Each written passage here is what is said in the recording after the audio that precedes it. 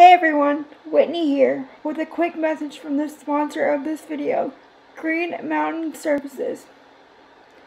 Join us for the 6th annual Cerebral Palsy Conference on October 1st and 2nd, 2021.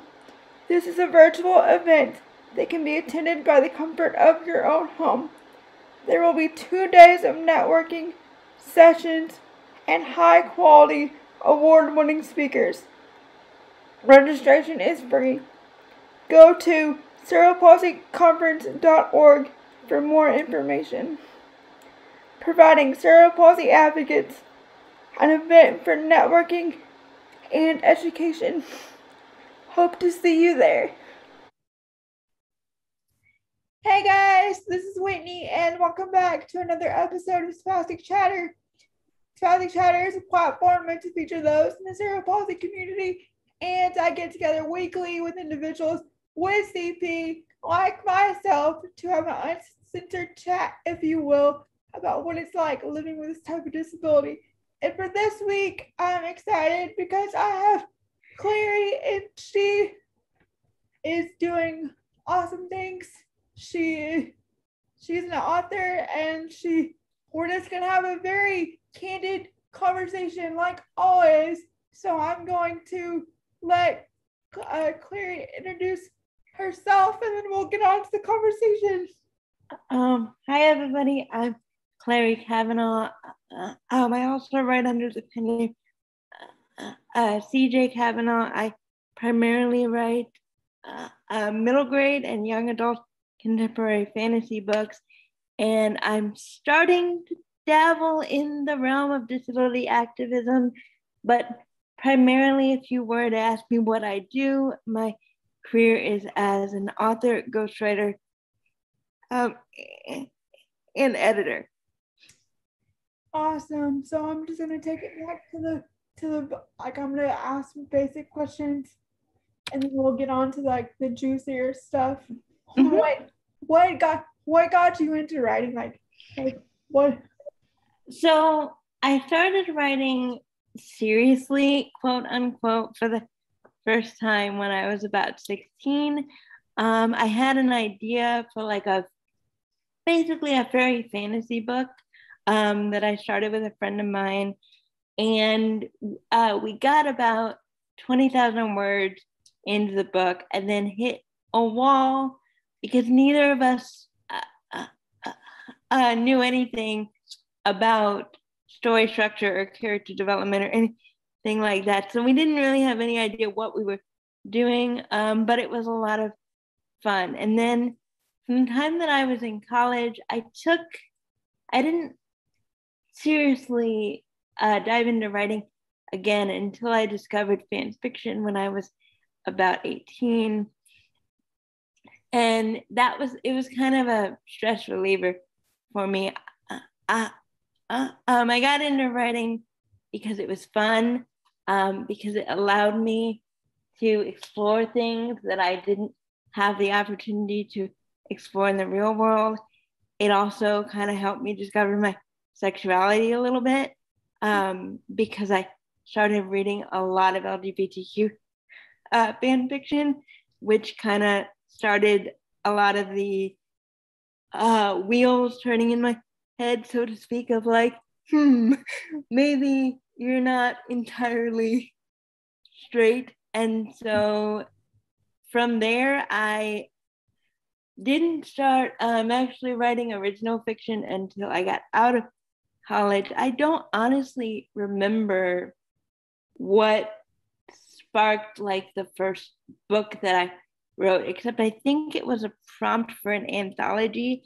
I was supposed to write a short story that was going to be a retelling of a fairy tale, except every time I would post it to a critique group, people said, this is too short, I want more stuff. And I was like, guys, I'm out of space. I don't have any words left. Like, I have to turn it in to the anthology. Long story short, I got the contract from the anthology. It was a little shady, so I didn't want to go with the anthology, and I ended up self-publishing that book in 2019, and I haven't looked back since. That's awesome. So it kind of seems like, from what I heard, like your writing and like the fan fiction and the genre that you're most passionate about kind of helps you come into yourself and develop to develop an identity that you yeah, so that's very awesome.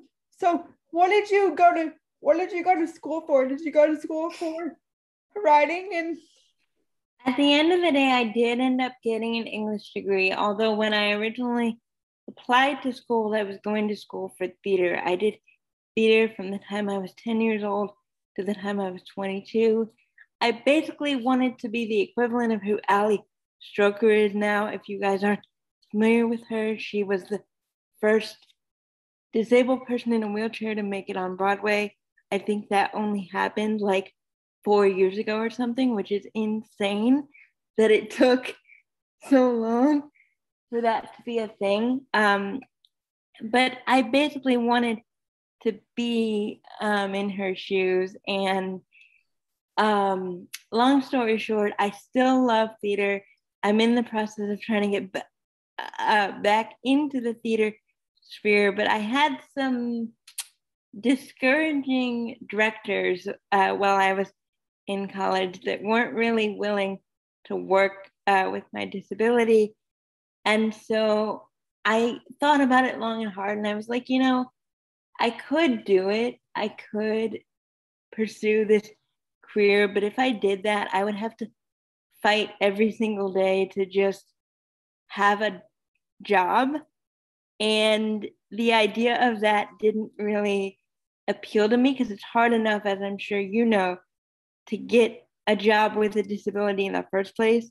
And then when the pandemic happened and the entire theater industry shut down for like a year and a half, I was kind of glad I didn't end up pursuing you're like, theater. This is sad. I should not have gone to theater. Yeah. No, that's a very cool story. Before this, or what is your newest book about? So my newest book is actually kind of a theater-based story. It's a ghost story about a ballerina who she gets the lead role in a show that her ballet school is doing, only to find out that the costume for her role is haunted.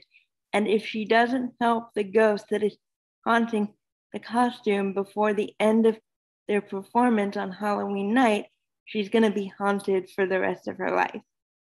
So that's awesome. So before this, we were talking, and you said that you get a lot of questions about why you haven't wrote a book with a disabled character, and what is your answer to that question? So basically my answer is, it's a twofold answer. It's that I don't want to feel like just because I'm a disabled person, I only have to write about disabled people, right? And it's also, I feel like if I'm going to write a story in which the main character has a disability, it's obviously going to affect the story in a lot of ways. But I have not found a story that I think giving the main character a disability would benefit the story in the way that I think is most important, which is to make the character more engaging or to make the story better. Because a lot of the time, like I read this really awesome book called The Chance to Fly by Ali Stroker, who I was talking about a little bit earlier. And I have such conflicting feelings about disability in media because I loved the book. I will recommend the book to everyone I talk to. It's about a 13-year-old girl who decides to audition for a theater show for the first time, and actually ends up getting a part. And it's all of the crazy antics that go on behind the scenes of being in a show. So for me, someone who did theater a lot when I was a kid, it was a great book. But the thing that made the book stand out from other books about theater is that this character is in a wheelchair. And I don't really know how to explain why I don't love that. Like I love the character and I love the book, but the fact that the reason the book got publicity is because the main character is in a wheelchair. I mean, it's probably 50% because of who wrote it, but like if you look at the book as a product, if people talk about the book, they're like, oh, this is such amazing representation. Now, representation is super important, but I think the fact that a book is able to be marketed based on a condition with which the main character lives, I don't want that for my books. Do you kind of feel like it's like exploitation of like disability? No, because like that's where I'm stuck, because it's like the representation is really good, because obviously it was written by someone who actually like lives that life every day. Yeah. But I don't think the book is exploitation. I think the marketing might be exploitation. Yeah. The book is fabulous. Like everybody who likes those kind of books, go read this book. It's a fabulous book.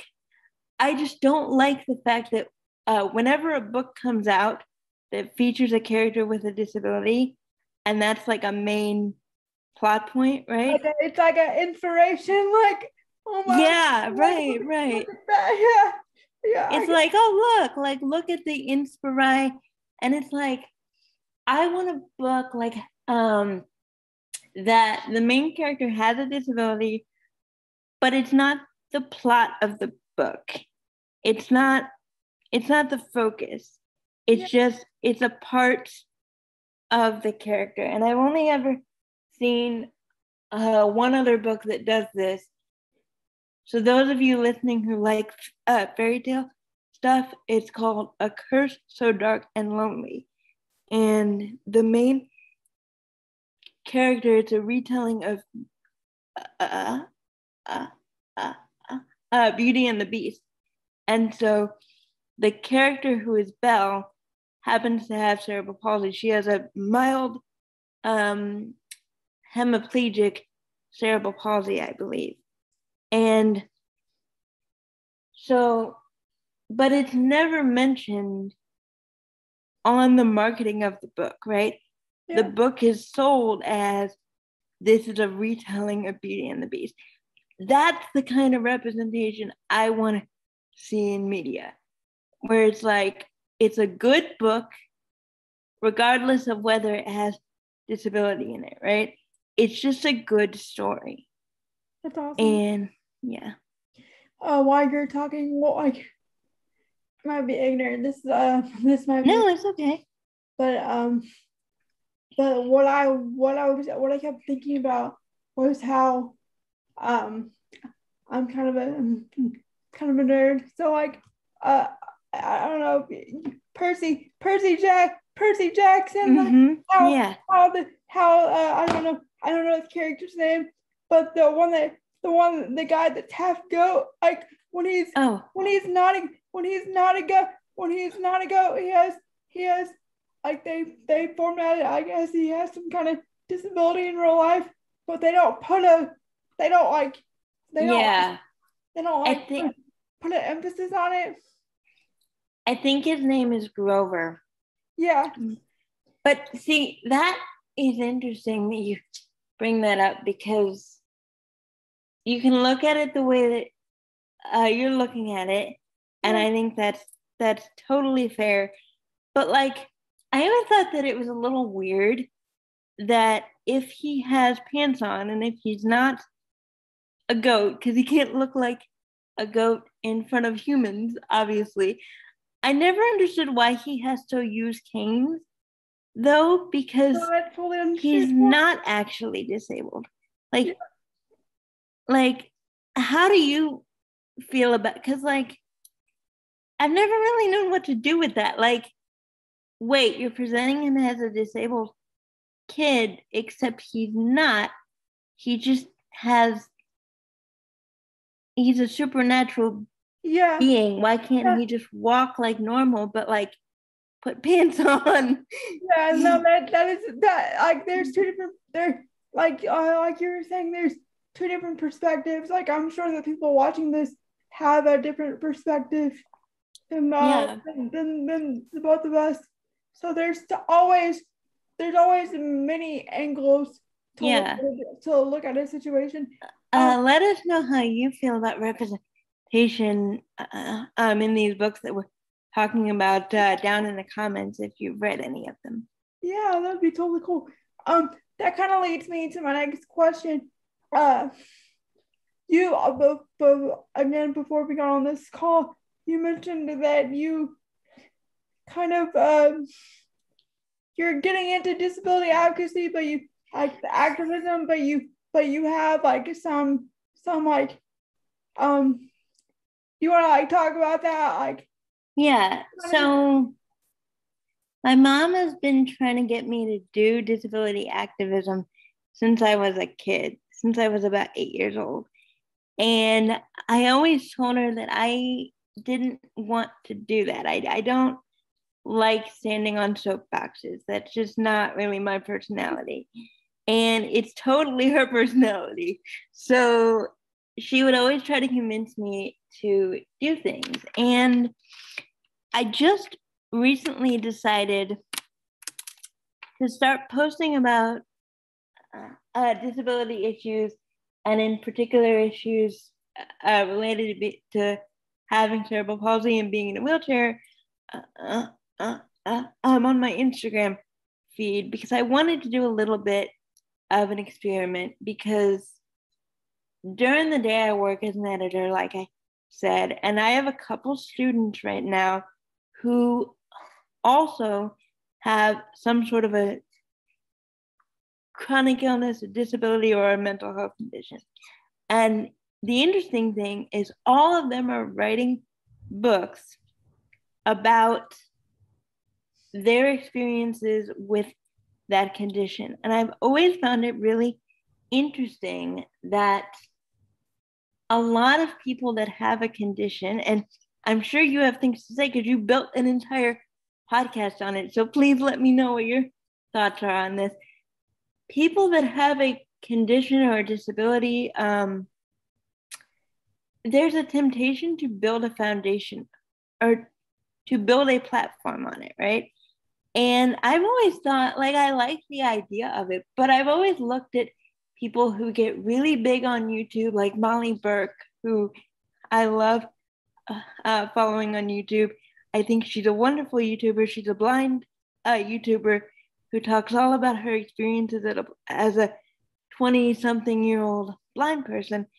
But I'm like, it's always interesting to me because the reason that I avoided disability advocacy for so long is that people that I see who build a large platform talking about their disability, I always thought that would get a little like feeling like you have to be defined by that disability, right? Like I always find myself wondering if this person who has this platform wasn't disabled, would they still have this platform, right?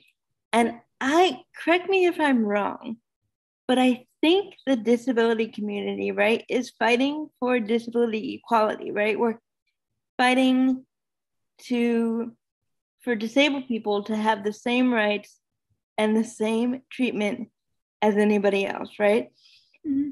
But if we're fighting for that, then where does that leave the lovely people like yourself who are building platforms on advocacy? Like, let's say tomorrow we wake up and suddenly everybody knows what cerebral palsy is, right? Like that would be amazing if people just knew what cerebral palsy was and how it worked and just handed us jobs.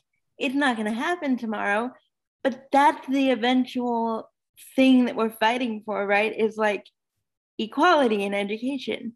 Mm-hmm. But once we get there, where does that leave advocacy? Yeah. No, your perspective is totally valid. I think for me, the whole disability activism, advocacy, like you have to be like I started this as I've gotten older as an adult because I come to terms with myself and like there's no hiding that I have a disability. Mm-hmm. There was a point in my life that I tried to hide my disability and I used terms like differently abled because I didn't want to use the word disabled. You did. Interesting. And like there's at 32 at almost 32 years old, I can sit here now and proudly say that I'm disabled and there's nothing wrong with that. Like I built like the whole reason I built Spastic Chatter, I call it Spastic Chatter, is I am like my disability. Like when I talk, you automatically see my disability, like because it's hard for me to talk. So I call it Spastic Chatter because I'm calling myself out before anybody can do it. Like I'm taking ownership of that. Of my disability to like make it loud and proud. Does that kind of like give you a new perspective? Right. I completely understand that, and that's why like I think the people that are doing advocacy and are doing the things that you're doing, I think y'all are fabulous, and we definitely like it's a thing that needs to exist. Do you ever feel like, I guess because you've called yourself out, like you said, right? You are like choosing to define yourself and saying, I have cerebral palsy, right? Yeah. Is it ever like, do you ever worry about people defining it for you? Because like my experience has been like you, I am intellectually on the cognitive age level. I'm 25 or 26 chronologically, and I can communicate with other 26-year-olds on the same level. You know what I mean? Yeah. But I've had a lot of experience where just because I'm in a wheelchair, right? If I go into a room, I had it happen all the way through college. The kids and the teachers and the parents, I would start having a conversation the same way I'm having a conversation with you. And they would look at me like I grew a third head because they didn't expect me to be able to communicate on the same level that they can communicate. I've always kind of joked that if I didn't go into English, I would make a really good detective because people used to say so much in front of me because they didn't think I could understand it. And now that you give a totally like but the way that I do it, like, and again, this is part of my personality. It has nothing to do with cerebral palsy, and I'm gonna be very candid. No, that's why I'm asking. I want you to be candid. I call people out on their bullshit. Like you're not like if you're gonna if I feel some type of way, like about how I'm being treated, I'm gonna I'm gonna call Yeah. you on it, like, and I do it in a funny way, like I make jokes, so like people automatically like see that, and like they're like they feed off energy. So like Mm-hmm. if you have that type of energy, they're gonna react a certain way. Mm-hmm. You know what I mean? So like Yeah. if I feel like getting awkward or something, I'll just make a joke like to lighten the mood, and then like Yeah. they'll see like, oh, she's Yeah. yeah, I've certainly found that I think it's a common thing between a lot of disabled people that we have to develop a sense of humor pretty quickly because like it's developing a sense of humor, I think, is a good way to help people that aren't familiar with you get used to you and have it not yeah, be awkward yeah, anymore. yeah. No, um, you've given me a whole different perspective that I haven't. But I think like your perspective develops and like changes with age. Yeah. Like because the more you experience, like you develop new perspectives, and like your perspectives evolve over time.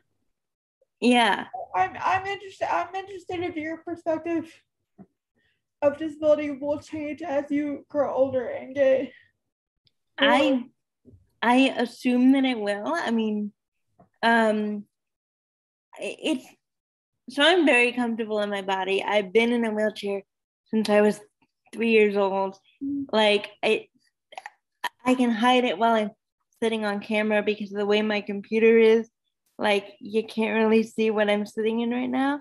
Yeah, Um, but if you look on my Instagram, clearly I have a big black chair that yeah, I sit in. So I mean, it's not. I don't. It's not a secret. I don't shy away from it. But I think it's so interesting, especially with a disability like cerebral palsy, that has such a range of diagnoses and yeah. such a range of That's symptoms true. where people in the same community with the same disability can have like completely different experiences Yeah, totally. just based on. Going back to what you said earlier about how you were unsure about your disability advocacy and putting yourself out there on social media with cerebral palsy, you know that's how I found you. I I Yeah, I did know. I searched the cerebral palsy hashtag. So if you wouldn't have put yourself out there, I wouldn't have found you, and you wouldn't have been Yeah, on I Spastic mean, Chatter. So I'm glad that I've started doing it. I just think I need to like do it slowly, because yeah, like my mom used to try to push me into like speaking engagements and all this stuff. And I was just like, I'll talk on a podcast because this is just like two people having a conversation. And yeah, uh, uh, uh, and I think it's fun and I like it. And it's like not stressful. But then she would talk about like making a speech and stuff. And I'm like, a speech about what? Like it's a novelty to me that people would find me interesting because of my disability. And that's why I made the post that I think you probably found me on. The very first disability post that I made a couple of weeks ago, I did it purely as an experiment. I was like, okay, I think I want to talk about this. Is anybody that actively follows me like actually interested in hearing this stuff? And I had a theory. I was like, the minute I bring up my disability, my engagement is going to go through the roof. I had a theory. I was hoping the theory would be proved wrong. Nope. The post has like over, I think it's like at 120 25 likes at this point, Yeah. and like a bunch of comments. And I'm grateful for that. Don't get me wrong. It makes me laugh a little bit that like people are so interested in my disability just because it's just a part of my life, like I understand that it's a novelty because other people's disabilities are a novelty to me too. Like, surprise, just because we're disabled doesn't mean we all know everything we possibly need to know about every disability out there. But it's just interesting because I'm just I don't think I'm all that interesting just because I'm disabled. Like, yeah. Well, it's not just because you're disabled, but like to me, my disability is a part of me. Like it does. Like, yeah. we're talking about, like I used to say, it doesn't. It does. Like I have a shirt that I made that says, my disability doesn't define me, but I am really awesome. Like spelled like a will, like it's a play on words. Like, oh, cute. Like so there, like if I didn't have my disability, I don't think I would be the same person I am today. And like you were saying, I just want to touch on this really fast, and then of course, you were saying that you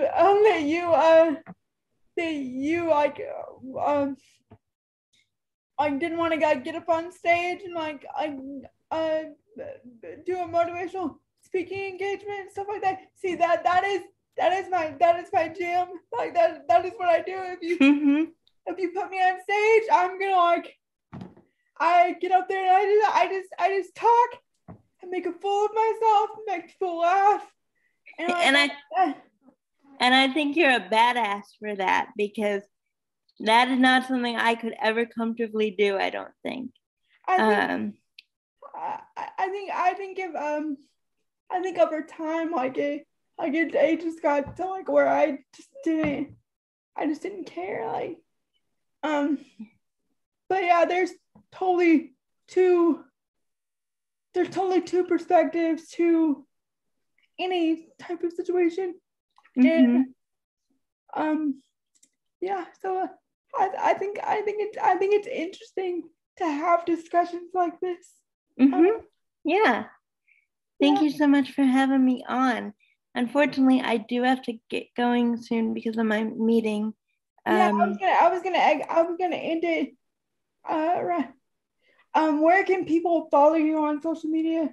They can follow me at Claerie K Author everywhere. So that's CLAERIE and then K and then AUTHOR. Claerie K Author. It should be the same everywhere. I'm most active on Instagram, as you can tell, because that's how Whitney found me. So if you actually want to follow me and see what I'm doing, I would follow my Instagram. Awesome. Well, I will put that in the description. And thank you for being a guest on Spastic Chatter. I really enjoyed this thought-provoking conversation. And if you are watching this and want to be on an episode, don't hesitate to reach out. I would love to have you. And check back next week for another episode of Spastic Chatter. Thanks. Bye.